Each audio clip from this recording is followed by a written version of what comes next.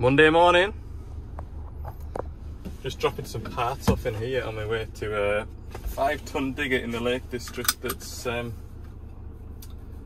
it doing? They've ignored the regeneration requests and it's now needing me to go and do it. So that'll be fun. Yeah, welcome back, hope you're all well. If you haven't already, click the subscribe button, I would really appreciate that. I really would. Right, DPF clog, go log into the error codes, see if there's anything that's caused it. No, machine regeneration is not performed well during machine operation. So it looks like it's not done a regen when it tried to, probably because it's been switched off. And the soot mass has got to 110% and then 120. And now I need to do it. Right, so we're just doing a burnout now. That's the weight of soot that's in the exhaust, or the calculated weight anyway. The percentage down here is at 128, so if it got to 150% then we're knackered. So it's well over. I'm not entirely sure how long this will take. I reckon it'll be a good hour. I do.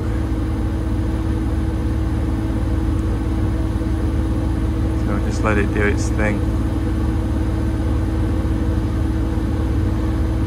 Let it do its thing. It's getting nice and hot now.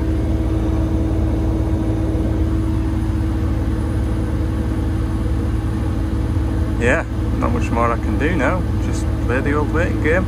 While that machine completes a regen, never had to do it before.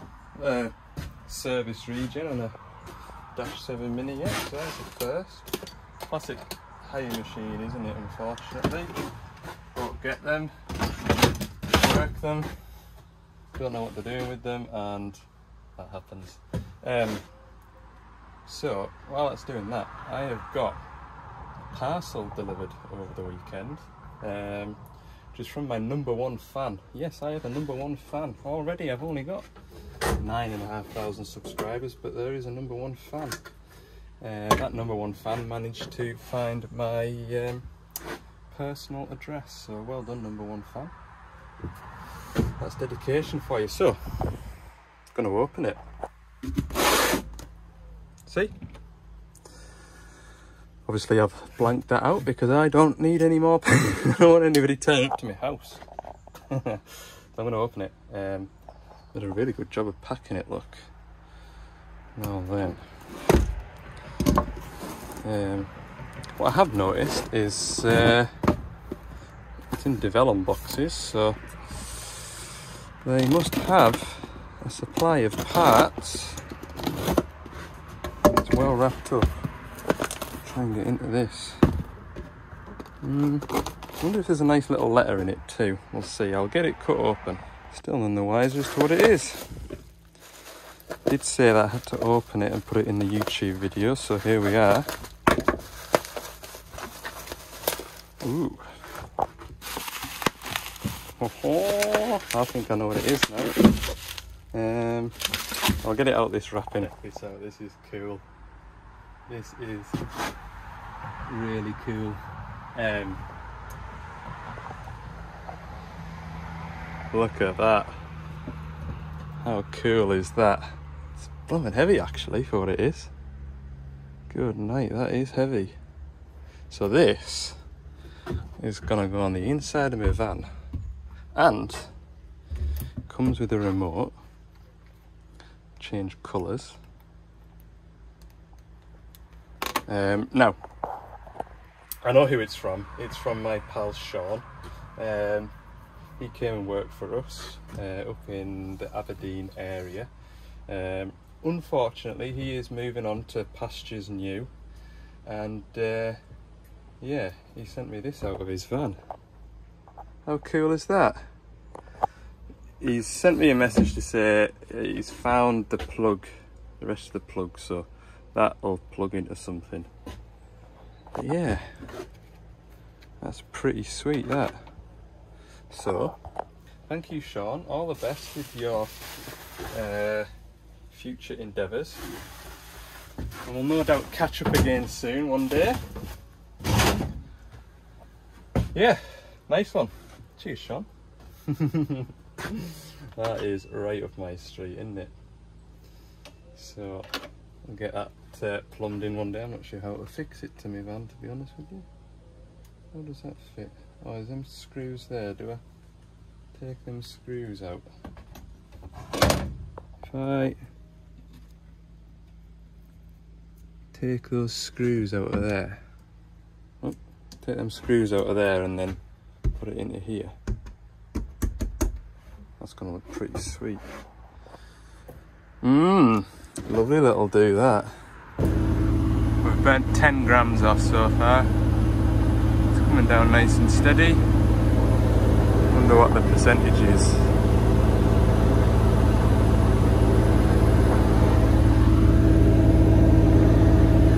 Down to 105. This is going to take a while. Might as well go and sit in the van and do my job cards. You might notice a distinct lack of bounce or energy in my voice today.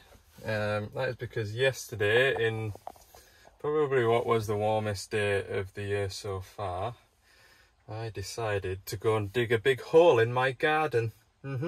Yes, a hole 3 metres by 2.5 metres, just over a foot deep, to create a foundation for my shed that I'm building. So I am suitably sunburnt on my back, which is very uncomfortable. I dug it all out by hand because we didn't have any micro diggers in stock at Carlisle for me to borrow. Which once I got about a quarter of the way into it, thought I would actually go out and hire a digger now. I would actually spend money to go and buy a digger, hire a digger, because I was absolutely exhausted. It was a good solid, when did I start? About 10:30, and I gave up at 4 o'clock. So basically, from the knees all the way up to my shoulders, every sinew in my body is aching. And I am knackered. What a foolish thing to do. I tell you what, hats off to any ground workers that don't use diggers. They do that day in, day out. Fair play. Because the thought of putting a spade in the ground right now really, really isn't appealing. So anyway, I suppose that's why we hire diggers. We should hire diggers. Al, you should have hired a digger. I should have hired a digger. I've got plenty of contacts with people that may have a small DX10 micro digger that I could have and should have hired. Oh, and that's another thing as well.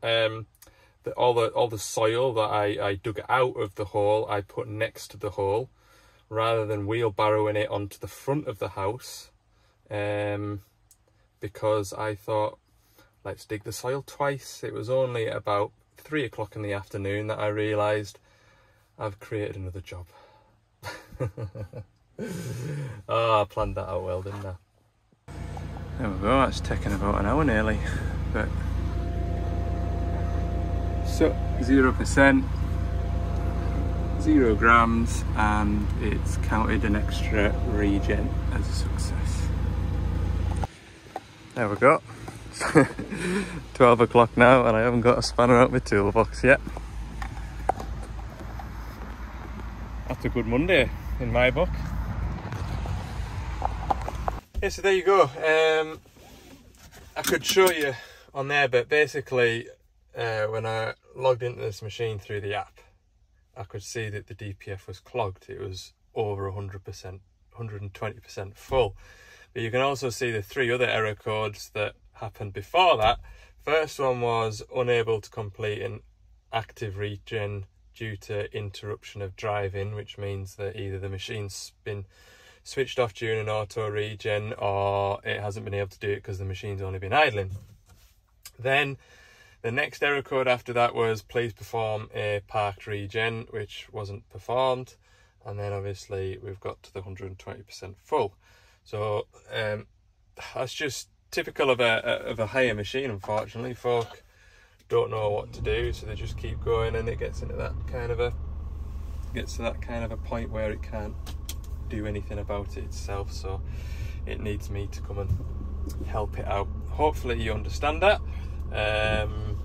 There's nothing with that machine logged in the errors or in the sort of monitoring. When I was looking at it doing the regen, there was nothing in there to suggest that it couldn't do it on its own. It has been doing it on its own because it's been counting it. It's just different customers have different experiences with machines, and in this case this builder had no idea what he was doing with it, which is fair enough. Some people don't, and it's not a kind of thing to him. It's just, it is what it is. Okay, right, it's 12 o'clock. I'm going to find somewhere nice to sit and have my lunch on the way home, and then we're back into the yard. I've got a Bobcat E10 micro digger to go ratcheting around underneath. See you back at the ranch. I've got this micro digger to have a look at for an oil leak underneath. Hence why I'm putting my boiler seat on. Hence why I've been round to my container and picked up my blocks of wood. And I've just been putting my boiler seat on, and I'm looking at this. What is that? And I realised the roller's fallen out. I'll maybe put that right as well while I'm on. Just noticed that. What's the others like? I bet the others will be fine. Yeah, good job I noticed that, look. So, story is, it's got an oil leak underneath, as you can see. It's damp. They reckoned it was to do with the blade. I have started it and moved the blade up and down and put the tracks in and out, but can't see anything pouring out. This seems to have a leak on the gland. Anyway, I'm only fixing what I'm told to fix, but I'll do that as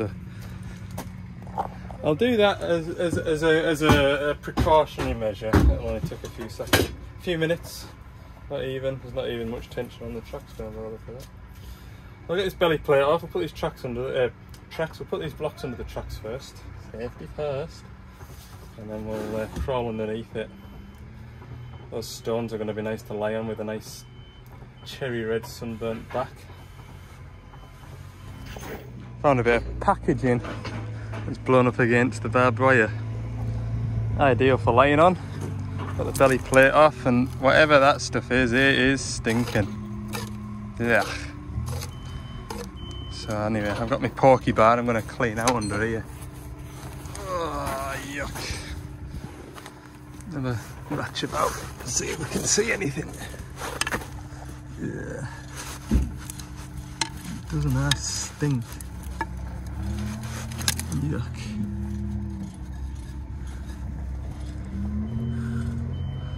Nothing's jumping out at me yet.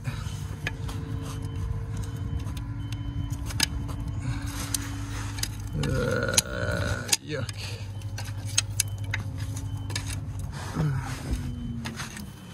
I get all the good chunks.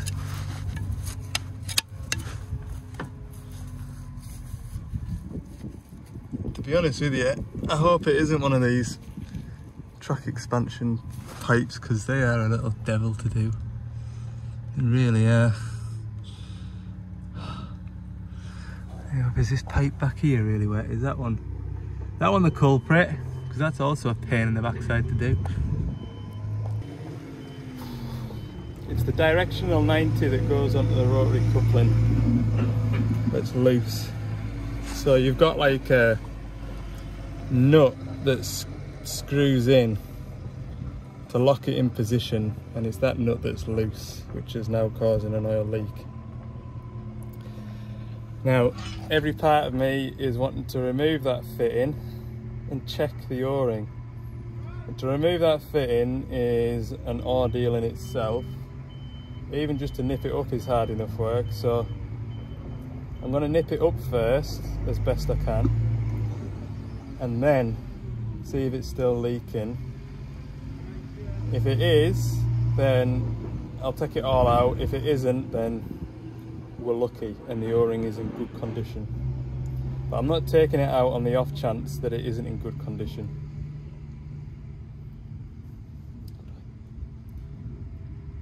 Sounds easy, but it really, really isn't. Show you. I'll show you. No, I'll show you. No, no, it's okay. It's not a problem. I'll show you. See? That isn't supposed to move like that. There's a directional one there, you see? Got that nut on the outside. But this one is 3 pipes up in the MUCK. I don't know where this thing's been, but it stinks.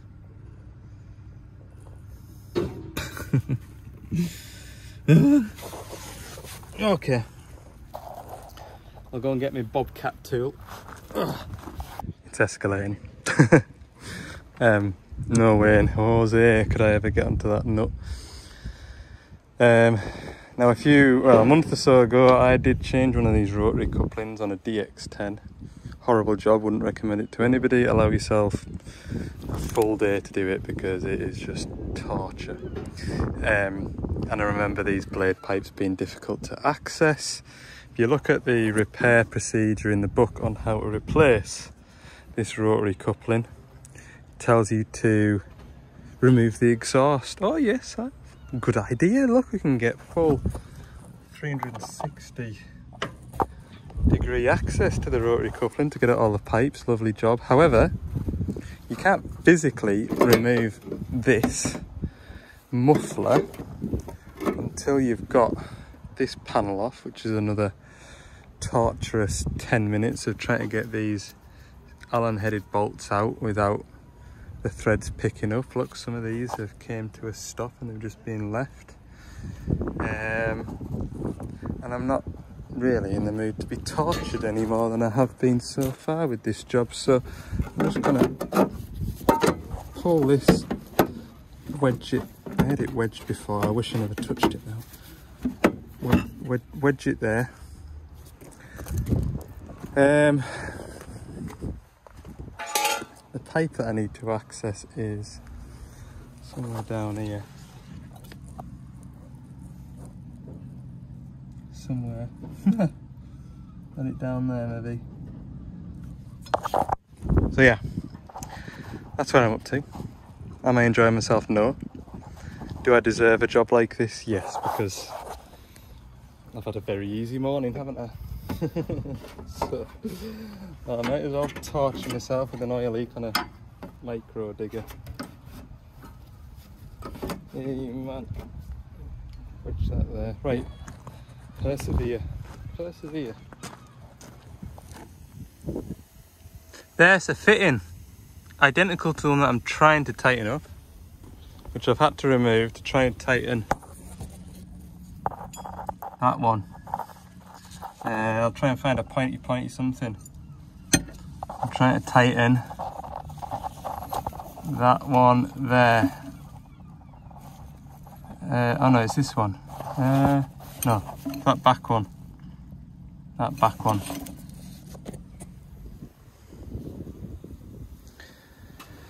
Oh, that is horrible. Horrible, horrible, horrible. I've got no idea how I'm going to reattach the pipe that fitted onto that. Zero idea. Because I can hardly get my fingertips on it. I'll be able to tighten this one up now though. Easy peasy, look. Oh lovely, there we go, look, it's tightening.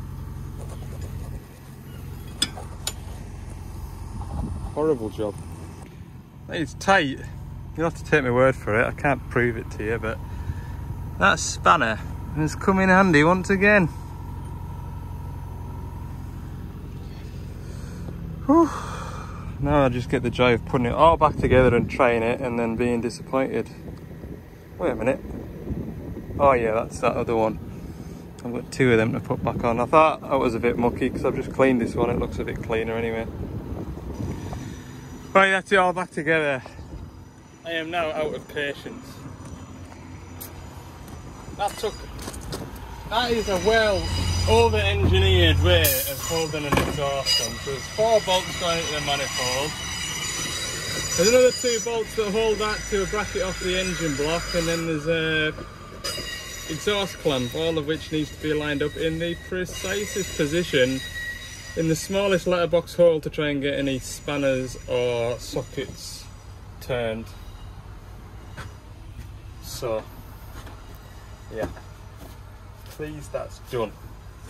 Just got the floor plate to put back in, which is a job on its own, and that roller to put back on. Right then, oil level topped up. I've checked it and it doesn't seem to be leaking now. Yeah, hydraulics were a little bit juddery, so they were. I've not put as much oil in it as I expected. I thought, oh, it's juddery because it's low of oil, but I've only put 2 or 3 litres in it tops. How much is left in there? Yeah, I've hardly dented it, like, oh, there's a glass there, look. Yeah, 2.5 litres I would say. So, have a go with it now, see how it feels. But yeah, it was very juddery. It's much better now. See, beforehand, when I shoved the dipper arm out like that, it was like that. So I didn't do much moving about, I just jacked it up on itself and that was it.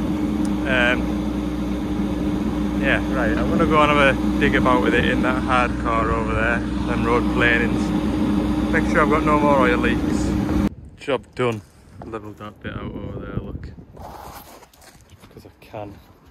Not leaking, I'm happy. Right, I'm going home. I'm so knackered from yesterday. What a stupid thing to do. Who says gardening is good for you? Total liars. I'll make this a short video and we'll see you in the next one. What am I doing tomorrow? Not sure. Hey, you'll find out just like me. Just make it up as I go along, don't I? Right, thanks for watching. See you in the next one.